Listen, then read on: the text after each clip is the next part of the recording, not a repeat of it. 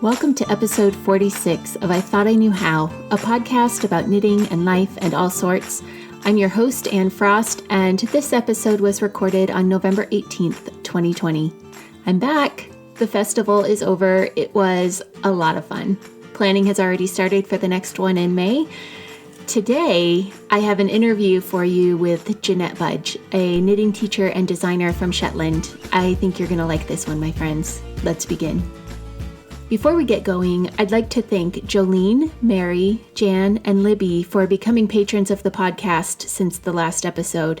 My pool of podcast producers is growing, and I am so grateful to you all. Patrons receive benefits like gifts and extra online knit nights. If you'd like to learn more, please visit patreon.com/IThoughtIKnewHow.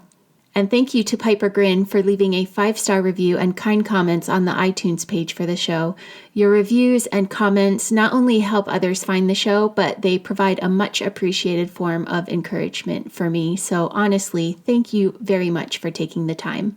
The second online International Fiber Festival is in the books. Judging from the response, I'm feeling pretty confident saying it was a success. Thank you for those of you who took the time to post online or send me emails about what you got up to in the festival. My favorite thing about the festival is hearing about spouses and children and grandchildren who joined in, or friends who got on Zoom and watched the videos together. I love it. I can't say that this festival scratched my travel itch, though. If anything, I feel like I really want to make it to the half of the locations I haven't been to yet and go back and visit the half I have. Real life reared its head as the festival was going on, so I didn't actually get to sit down to most of the classes I was planning to do, but that's okay because one of the things about this festival is that I designed it with real life in mind. So over the next few weeks, I'll be going back to do the classes, and if you miss parts of the festival as it was happening, you still have time to get in and do it. The first priority should be to get to the marketplace section of the homepage at oiff.familypodcasts.com and do any shopping you are hoping to do in the next day or two after this episode releases, because the coupon codes will be ending very shortly. But second, I would recommend that you make the classes a priority as well. Craftsy has been purchased and relaunched, but I'm hearing from some of the teachers that they are pulling their classes due to contract disputes with the new owners. I will try to keep on top of that as I learn of any classes from the festival coming down. What does this mean for the festival going forward? I am not sure. I like the Craftsy model because it allows people to log in and take the classes from expert instructors when the time makes sense for them. So those in New Zealand or Germany or wherever aren't having to be up at 3 a.m. or leave work early to join in. This is all sort of breaking news, so there is an element of wait and see. And I will also be looking for potential viable alternatives for the next festival. But I did want you to know that while the rest of the festival will stay online until March 31st, access to some of the classes may not. Still, had this been a regular festival, the classes would all be over anyway. It's amazing how quickly we get used to doing things a different way. As you do go through the festival, though, be sure to hop onto the online International Fiber Festival groups on Facebook or Ravelry to share your purchases or your class projects. There are also some links from participants who fell down their own rabbit holes and shared more information about the local crafts and culture with others. I just realized the other day that I have an extra copy of the Shetland Wool Adventures Journal. I pre-ordered one back when it was announced, but then I also bought one when I got to Shetland because I wanted to prepare before I met with Misha. So I would like to give this extra copy away to a listener. I will not be posting about this at all on social media. This opportunity is just for those of you who hear this episode before November 28th and send me an email to anne@familypodcasts.com with Shetland in the subject line. This giveaway will only be open to those in the United States. I will pick a winner on the 29th of November and email back for your mailing address, and then I'll get that off in the mail to you. Show sponsor Knit New Haven has new yarn in stock called Nightshades and Day Shades. It's from Harrisville Designs. There are 13 shades of black with colored flecks and 6 shades of white. Nightshades and Day Shades are spun from Cormo fiber, The Cormo breed was made from combining Saxon, Merino, and Corriedale genetics, and the result is a fiber in the 16 to 23 micron range, which means it has an against-the-skin softness to it. It also felts well for those of you looking at knitting bags or slippers for holiday gifts or for yourself. You can contact Knit New Haven to place an order by calling 203-777-5648. And I did just notice while I was at their Instagram page that some changes will be coming to their website soon, so that's exciting. We will be back to the knit-alongs from Shawls, Wraps, and Scarves by Louisa Harding very soon. If you are listening to this on the day of release, Erin at Morehouse Farm is in the middle of hosting one for the Dulce scarf found on page 101 of the book. It's a very quick knit and would make a great gift. I'm knitting one up in the Morehouse Farm 2-ply sport in chocolate, which is their natural brown shade, and hemlock, which is a deep forest green. I got a jump on it because I needed a break from my current project one night, and I like how they are working up together. You knit it back and forth in 4-row stripes, and as you knit, you also create the lace border. It's a very quick knit, so if you're hearing this late, feel free to jump in and join. In December, Erin will be hosting the Evanthe knit-along. I have my yarn ready to go for that one. It's a triangular shawl that starts with a beaded border, and then the triangle is just plain stockinette. So you get the tricky part over with early, and then you have some relatively mindless knitting to carry you through December. For that knit-along, you will need 3 hanks of the Morehouse Merino lace. At the start of January, we will take on the Tansie cape with its all-over beading. You are welcome to bead it all like the pattern calls for, or you may opt to just bead a section of it. Erin is knitting hers in the Morehouse lace. I'll be knitting mine in the 2-ply sport, and we will have a comparison of the two ready in early December, so you can make your decision about which way you want to go. We are still mapping out the schedule for that, but it should start on either New Year's Eve or New Year's Day. All right, let's get to the interview. You all have been so patient, but I know you're here today to hear from Janette. I sat down for a chat with Janette in the Jamieson and Smith recording space while I was on Shetland over a month ago now. It is shocking how the time flies. We talked about her trip to Norway last year to learn more about Norwegian knitting, as well as the inspiration behind some of her designs. This is very much a video interview, and I strongly recommend that you take the time to go over to the Jamieson and Smith website and watch it there, because not only do we talk about some of her designs while actually handling the items, but Janette also demonstrates how to knit with a knitting belt as part of the interview. So if you'd like to stop listening when the interview starts and swap over to the video, I will not be offended. If you do listen, I left that part of the interview in place because I put a song over it and I like the song, but there will be a link to the video in the show notes to help you hop over. But before you do, I want to tell you 2 more things real quick. First, Janette's pattern for the Bittersea hat is out now. We talk about it in the interview as the ultimate winter hat, but she has since settled on a dialect name for it. You can find it on Ravelry as Bittersea Hat. That's Bitteresie. It's knit in a nice thick yarn, so it comes together quickly, and she's incorporated some techniques and design choices in the hat that make it both fashionable and super warm, which is definitely a win-win. Second, Janette will be offering online classes soon. Follow her on Facebook or Instagram to get details as they are released. You can also go to her website, JanetteBudge.com, and get on her mailing list. Janette is a fantastic teacher. She conveys the information clearly, and she is generous with her information. I highly recommend getting into one of her classes. Okay, without any further ado, here's my talk with Janette Budge. Today I am here with Janette Budge, who is a Fair Isle instructor and designer, and we are going to talk about some trips that she's been on, some designs that she's done, and some traditional methods that they have for knitting here in Shetland. And if you would like to hear more from Janette, I actually was able to interview her last year too, and that's available as episode 16 of the I Thought I Knew How podcast. But Janette, thank you so much for coming in. You're welcome. It's a pleasure. Great. I want to hear about the trip that you took to Norway this last year.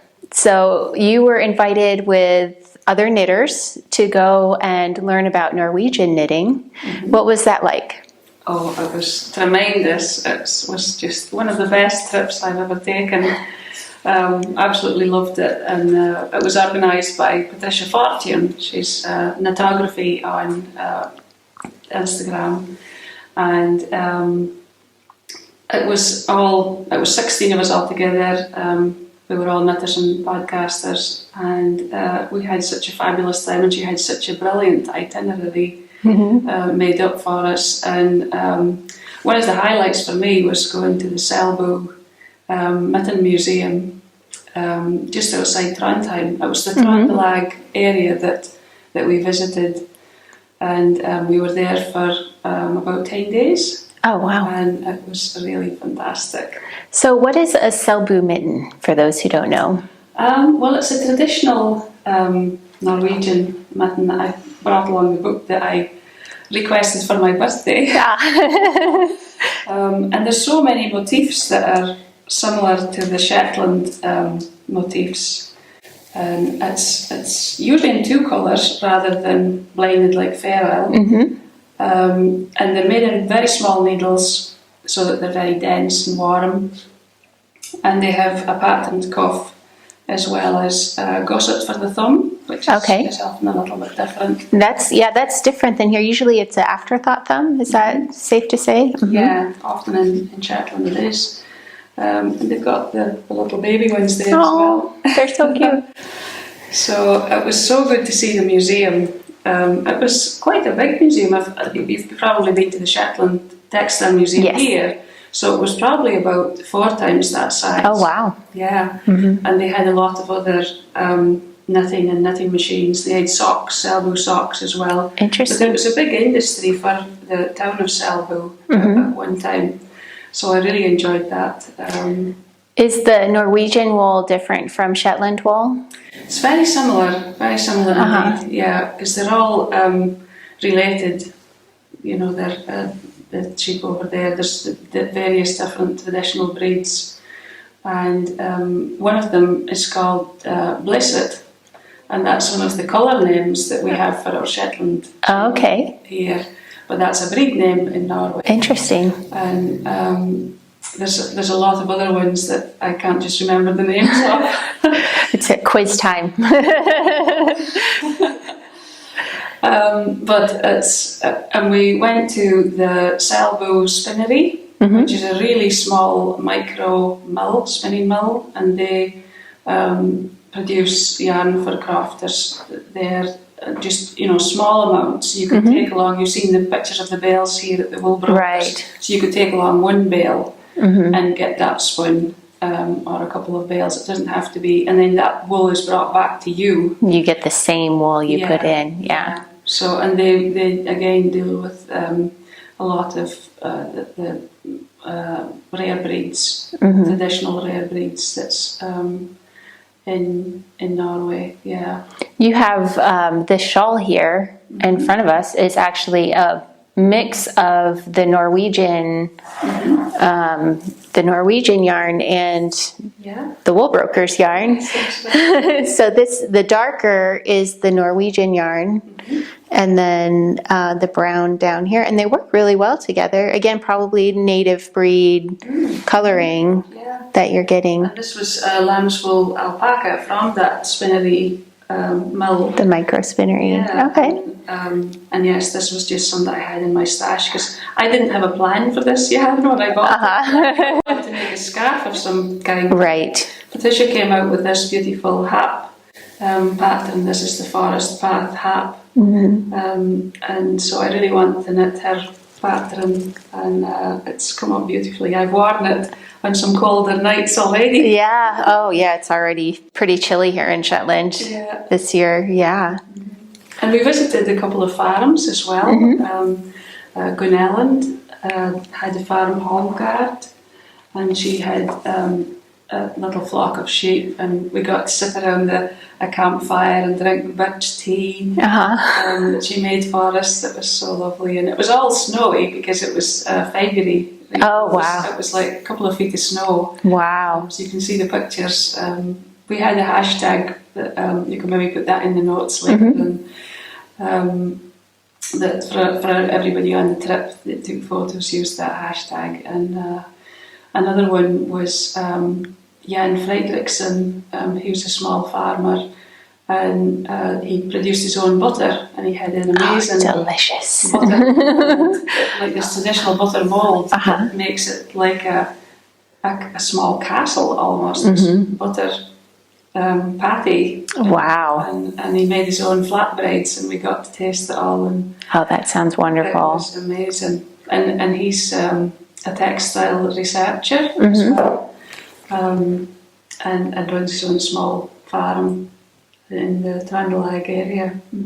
I can understand, hearing about this, why people do the North Sea cruises and get to go to Norway and to Shetland and, travel around and see all these wonderful places on the same trip. That sounds like an amazing trip. Yeah, and I felt so at home there because a lot of the place names are very similar because they all come from the Old Norse. Obviously there is Norwegian names too that aren't as similar, but also just some of the language. For milk, then we would speak about milk here, and they do too. So there was just I just felt so at home there, and I've been asked to go back. Patricia's asked me back to teach when things are all settled down. Yeah. Oh, wonderful. So I'm really excited to be. Yeah, that sounds great. Yeah. Let me know when that is. Yeah. I have to go. Janette's teaching. That would be fantastic. So we have on the table here many of the projects that you have knit and designed because you are a designer. In fact, we have your very first published design is the Klickman Cowl. This is one I made. Yeah. This is not the one that you would see in the Shetland Wool Week Annual. Was it from last year or the year before? Year before, yeah. Year before. So this was your first published pattern. Yes. What a way to start in the Shetland Wool Week Annual. Well, technically, I had one, the yoke bag published in the Guild's book first. Okay. And then that one. Yeah, and the yoke bag is a great little pattern to make a gift bag and also learn the basics of designing a yoke. Yeah, that one as well. I took that class. That's right. So what was the inspiration for the Klickman Cowl? In 2018, then my cousin's husband was the Jarl in Lerwick, and there she wanted something to wear because it's in January. The Lerwick Uphellia is in January, so it's cold. Right, and that's the fire festival. Uphellia is the yearly fire festival. Yeah, and it's all Vikings, and there are squads of other geysers, but the main squad, the Jarl squad, are Vikings. So she wanted something warm and feral to wear, and so I made her a cowl. Not exactly like that one, but very similar. And it's actually in those very similar blues. Oh, really? Yeah. I hit on the right blues. Her coat that she was going to be wearing was camel, and so there was camel in the pattern colours. And so I was taking inspiration from the shield that the Vikings had, and also their house overlooks Klickman Brock in Lerwick. Oh, okay. And so that's how that all came about. And then I decided to design this actual one in this colourway. Right. Because that was a practice for this cardigan, as in the colourway practice. Okay, so you were testing the colours here. Yes. For a sweater that you wanted to make. Yes, that's right.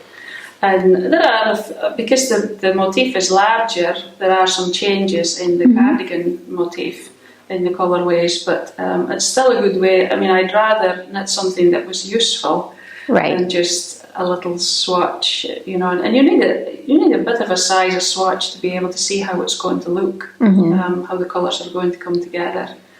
Another way is, if you do make something smaller, is to put a mirror at the edge of it, and then that helps to see more of a balance. And to get an idea of if it was going to be a larger garment, how it might look. Right. That's something I heard over and over again in the classes last year. People kept asking, how do I swatch for Fair Isle? And the answer kept coming back, well, knit a hat, knit a headband, knit something useful. If you're going to do a swatch, just make it useful, and I think that I've tried to pass that along to people, but when you're doing a cowl, a small cowl or a hat or something, and people say, well, how do you swatch? I just say, well, I'll just knit the hat. If you need to, you can do it again, but the hat will fit someone, Yeah.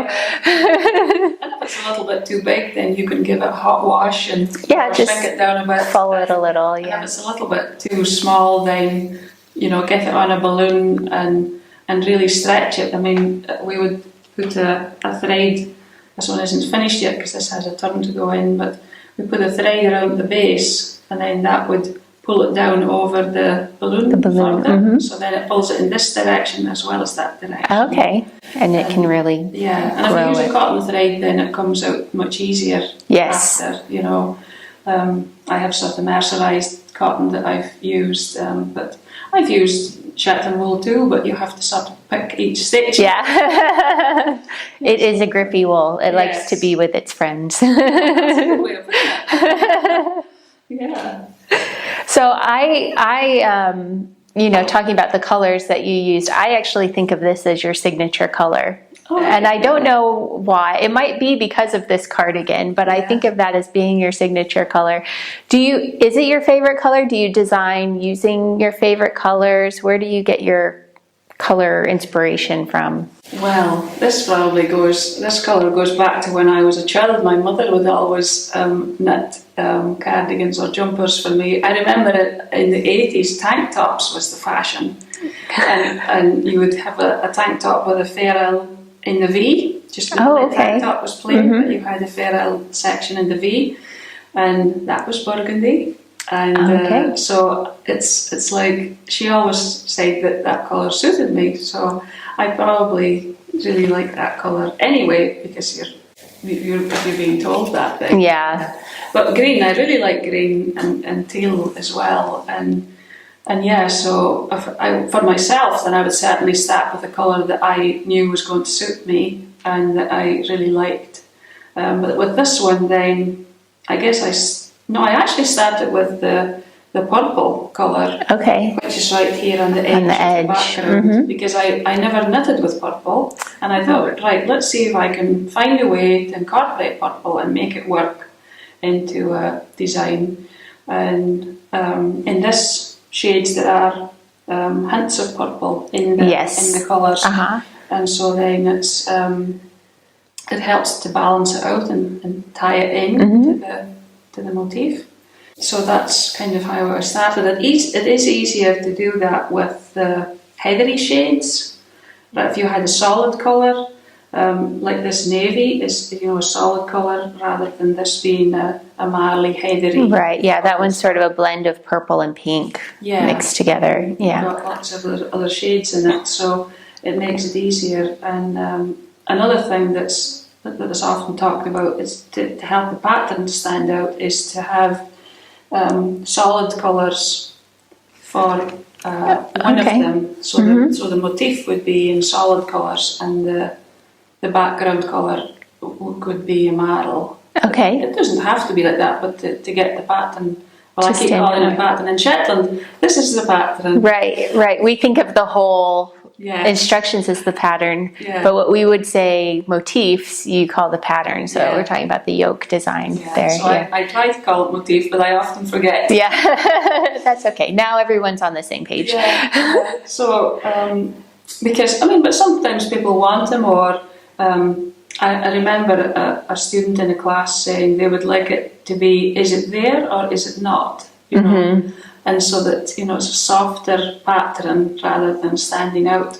But I think traditionally in Shetland it's always been that the motif stands out from the background. And it was often thought of a not a successful garment if it didn't stand out. Interesting. Yeah, because you see people playing around with that. Yeah, so that there's some that's just the colors are very close to one another, or like you said, like several heathers mixed together, so it's more sort of ethereal, I guess I would say. Yeah. But the main thing is, if the person likes it, it's a success. That's okay. Yeah, that's what we're going for. I'm just sort of talking about what was traditional. Absolutely. So you have been working on some more designs in the last year. We have some of them here on the table. Would you like to share some of them for us? Well, I guess the first one that I made was this hat here, and this was for my Norwegian trip. So at the moment it's called my ultimate winter hat. Yes. That's much too long a title. I'm coming up with a different one. And it was also from my daughter that she wanted a winter hat, something warm, but not shouting Fair Isle. Okay, yeah.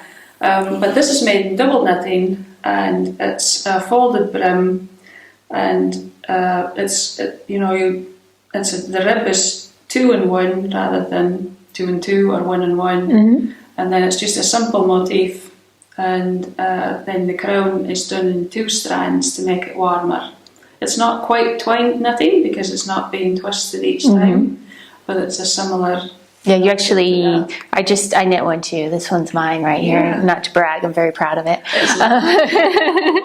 Thank you. But the crown was a very interesting knit because you start working with 2 strands, but rather than holding them together, you knit one stitch with one with the other as you go across. So it still ends up being very thick without looking bulkier than the rest of the knitting. Yeah. So, and I appreciated that. And you lose a lot of heat through the top of your head.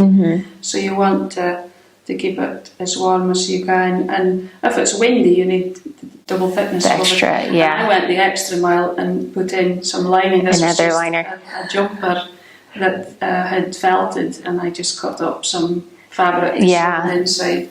So that's that one, and then I knitted another one with a different crown. You could easily put a pom-pom on it. Well, I think I'm planning on putting a pom-pom on mine. Yeah. Yeah. I think it would suit the hat well. Yeah, because it is a more beanie shape than the sort of the touries that we make. The shorter ones. But what I find is I have other hats this shape, and the wind just does go through them, even though it's Fair Isle and it's got 2 strands, it does still go through it. So that was my intention with that, is that it would be cozy and warm. Yeah. We were on Unst the other day on a very windy day, and it was just coming through. I was walking with my hand like this on the wind side because it was just coming through, and I was like, I wish I had finished that hat before I got here. So I got home and finished the hat.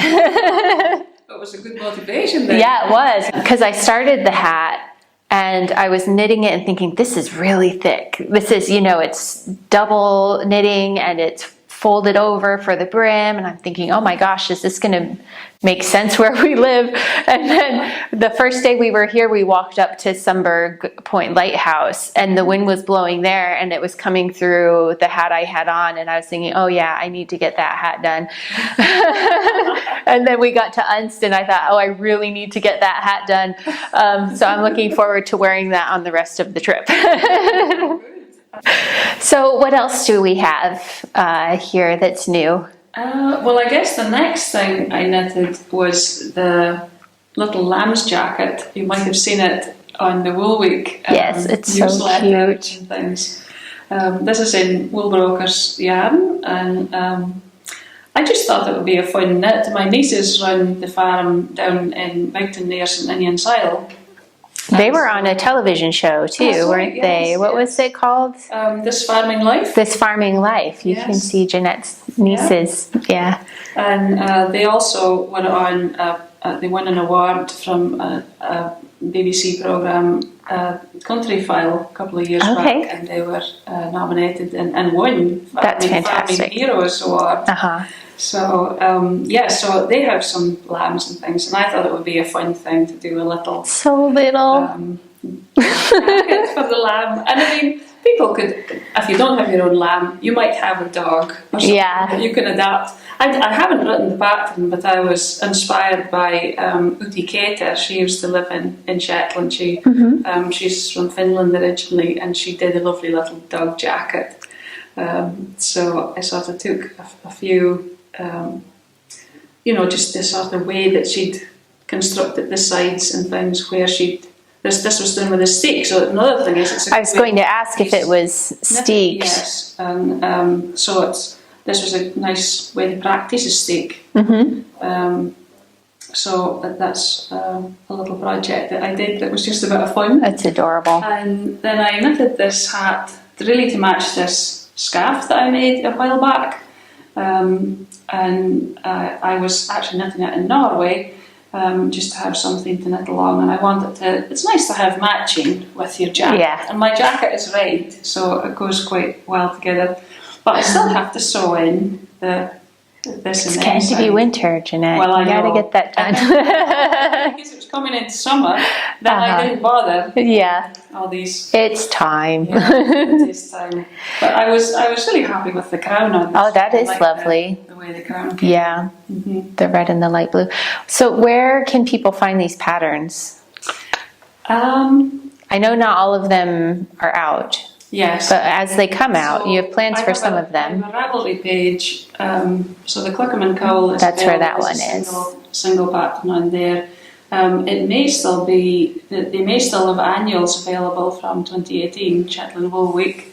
I believe I did see some downstairs. Oh, right. Yeah, in the Excellent. shop. They're still available. So check the Jameson and Smith shop. Yes. Online. And this one will be coming out very soon. Okay. You're being kind enough to do a test knitter, and once I get that updated, then that'll be hopefully next week. Great. This one was a pattern that was for Shetland Makers. I don't know how that one's available now because that was a crowdfunder. That was, oh yeah. Yeah, so.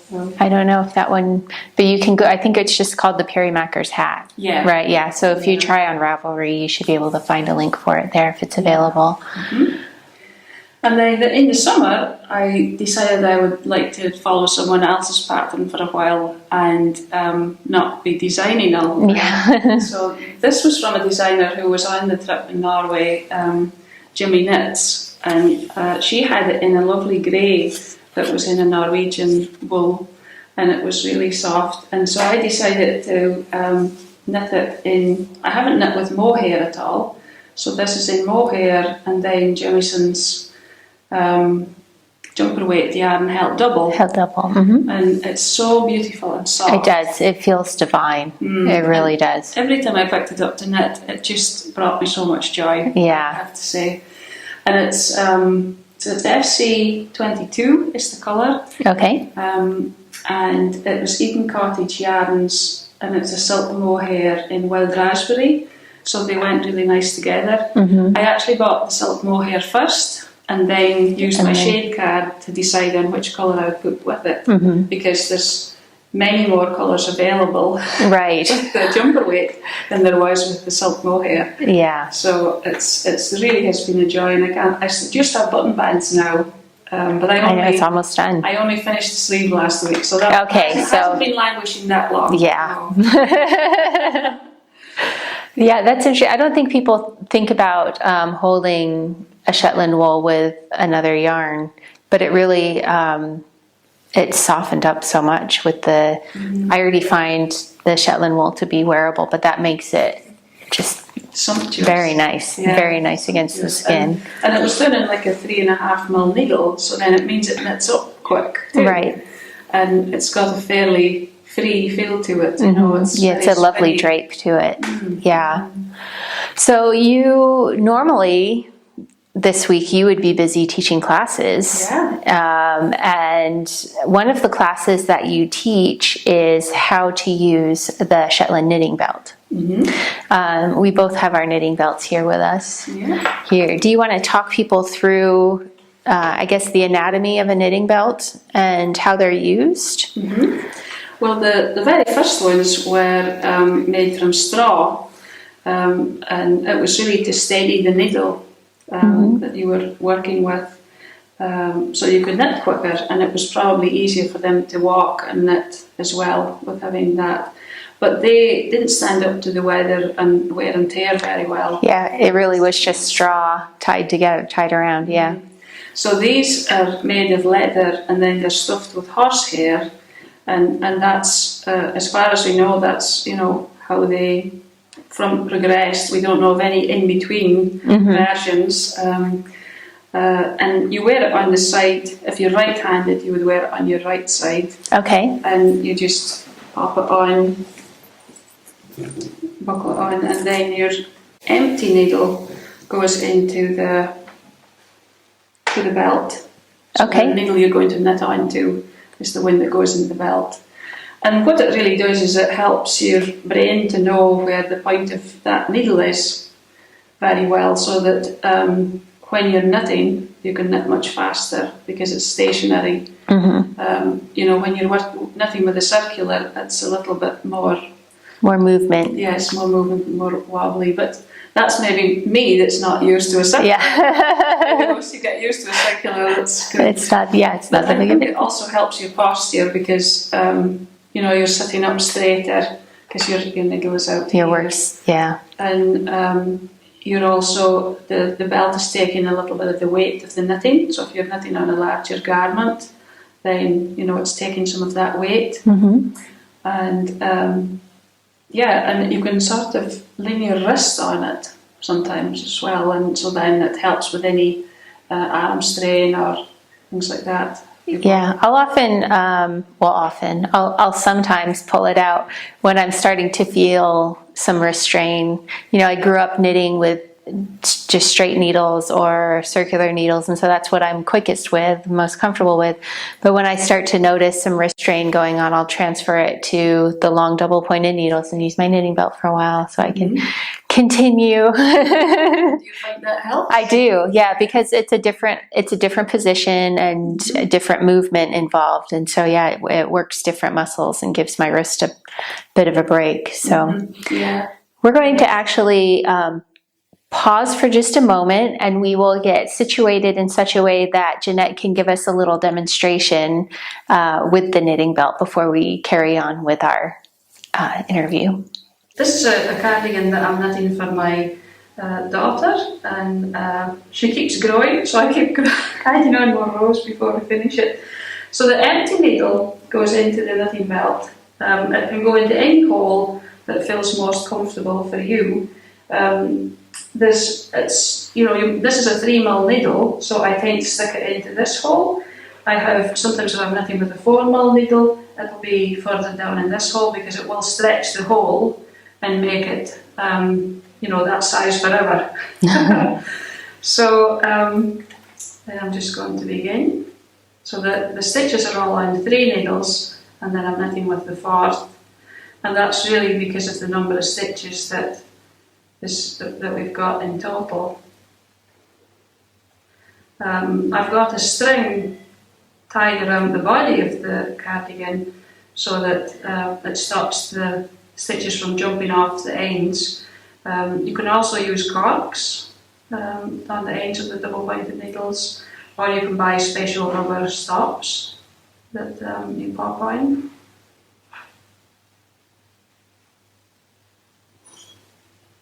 But you can see I talked about being able to rest your wrist on the needle, and this needle is taking some of the weight of the cardigan, so your arm and wrist isn't going to tire as quickly, and I'm able to sit up quite straight, quite comfortably while I'm knitting the stitches.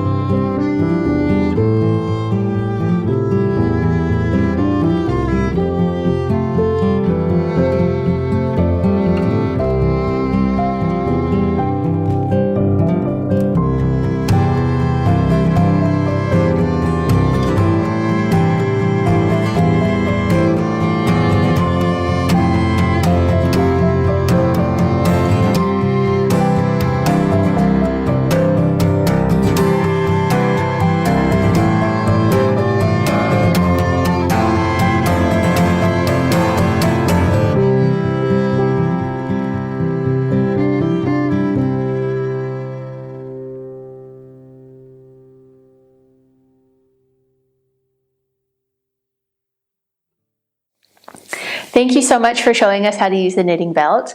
You actually have some classes coming up that you're going to do online that will get more in depth for people on how to use the knitting belt.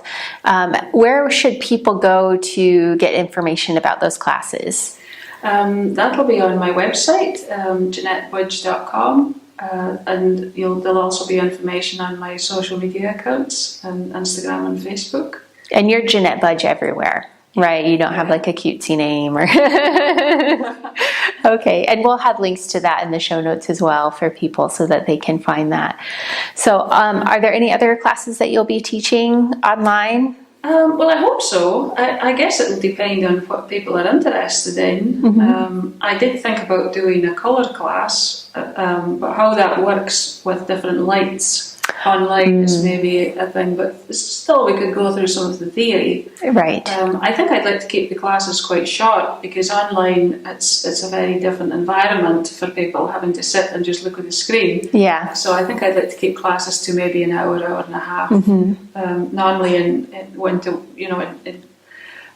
classroom situations it would be 3 hours, so that's quite long to sit with a computer for. Yeah, and plus, I mean, most of us would be in our homes and there's all kinds of distractions and things that we need to get back to too, so that actually sounds like a very smart idea to have them be shorter like that. And I felt that, for the starting with a knitting belt, it's something different than that's being offered, and a lot of people come to Shetland and maybe buy a belt and needles and then get home and just need a little guidance on how to get going. Yeah.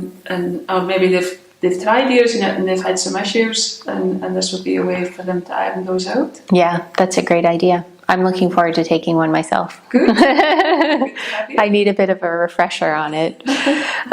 Is there something, as you are doing your classes, that comes up over and over again among the class members? Maybe like a misperception about Fair Isle, or like just the same sort of question that you get often?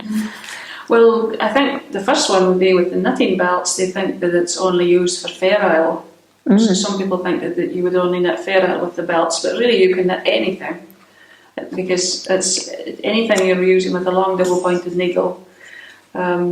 So you can, Shetlanders certainly knitted lace, that's for sure. Right. And but you could be doing cables, you could be, doing intarsia, anything you like. The belt can be used for any of those things.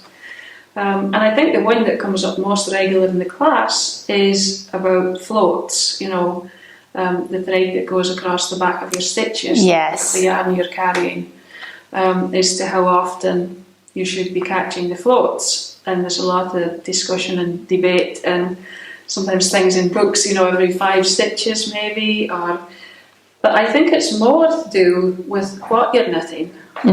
Because if you're knitting something like an all-over jumper that's Fair Isle, all the way, right, then you've got your arms going in the sleeves, so they're more likely to catch a finger in a float. So you might actually want to catch it every 3rd or 4th stitch. Interesting. Whereas with a hat, unless you're wearing something in your hair, it's not going to get caught. Yeah, you're not sticking your fingers up. So I might not, if I've got a stretch of, say, 8 stitches, I wouldn't catch a float. Okay. I would just carry those 8 stitches, because the balance that you've got, the compromise is that you may see that colour coming through in the front. Right. So it's weighing up, what it is you're making with how big a contrast is with the colours that you're knitting with. Because you don't want that to show through on the front, and it gives a crisper finish to your knitting. So I think that's the thing. The other example would be if it's something for a child, then you might want to catch every 2 stitches. Smaller fingers. Yeah, exactly. But the other thing that, besides the colour showing through, is that if you catch it every 2 stitches, it has less stretch in it, and it becomes a denser fabric. So something like mittens for a child, that's fine. You would want it to be dense, but if it's a jumper, you want it to be able to stretch so it does a little bit longer. Right. Yeah. So fast. So there is no hard and fast rule for every situation when you're catching floats. You just have to think about the situation that the project's going to be used in, and what makes sense. Yeah. Yeah. Great. Well, Janette, thank you so much for coming in and talking with us today. I really appreciate it. It's been fun. Yay. And I will make sure that all the links to your social media accounts are in the show notes so that people can get in touch with you and find out about the classes, because some of those classes are starting just in the next few days. So you'll want to get to her website and get on. You have a mailing list, I believe, or Yes. Yep. So get there and get on the mailing list so that you can find out about those classes. And thank you again. And we will see you all. Again. Oh, it's so good to see you again, Janette. She's such an amazing person. And there you. Oh, thank you. I will see you all again later. Thanks, everyone. It is always a joy to get to spend some time with Janette. She has a true love for Shetland and is a naturally welcoming person. One thing we only barely touched on in this interview is her work with the Puri Makers, which is the group that goes into the schools and teaches the children traditional knitting methods. After hearing the interview about Shetland dialect with Vivica, Janette was in touch to say that the Shetland dialect is welcome in the local schools and that the children in the Puri Makers program are taught in Shetland dialect as well as learning the English knitting terms. Hazel Tyndall was also in touch to say that she speaks to the Puri Makers in dialect, as do the volunteers who themselves speak dialect. The Puri Makers is completely run and funded by volunteers, and their work is so important to preserving the traditional knitting techniques of Shetland. They have a Just Giving link that I will put in the show notes if you are starting to think about your end of year giving. I highly recommend this group for the wonderful work that they are doing. Many thanks to Janette for sitting down with me. I look forward to seeing you again. If all goes to plan, the last 3 interviews from Shetland should come out over the next 3 weeks, at which point I'm going to take 2 weeks off from podcasting and then be back on the first Monday of the new year. Can you believe we are that close to the new year? It is unfathomable. In the meantime, thank you for listening and knitting with me for a bit. If you'd like to support the show, please visit patreon.com/Ithought-I-knew-how to make a monthly pledge. You may also consider making a purchase from one of our sponsors by visiting the website ithought-I-knew-how.familypodcasts.com and clicking the link at the top that says Be a Booster. While you're on this site, you can also find the show notes for each episode. Thank you ever so much to my patrons, Knit New Haven, and Morehouse Farm for sponsoring the podcast. Find me on my social media accounts as I Thought I Knew How, except on Twitter, where it's just Thought I Knew How. The groups on Ravelry and Facebook are both called I Thought I Knew How Podcast. Until next time, may you be blessed with stitches that never drop, yarn without joins, and plenty of time to knit.